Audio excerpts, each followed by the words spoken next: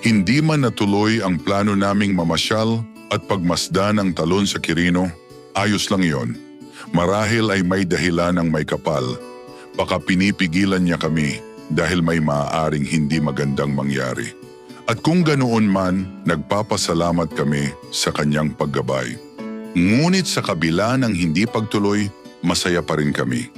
Dahil sa simpleng araw na yon, nabuong muli ang isang alaala kasama ang mga taong mahalaga sa amin. Isang karanasang puno ng tawanan, kwentuhan at pagkakaibigan at higit sa lahat nakuhanan pa ng video. Balang araw, kapag kami tumanda na, mababalikan namin ang araw ito. Isang alaala ng kabataan, ng kasiyahan, at ng samahang hindi matitinag ng kahit anong balakid. Dahil minsan, hindi sa destinasyon nasusukat ang halaga ng isang biyahe,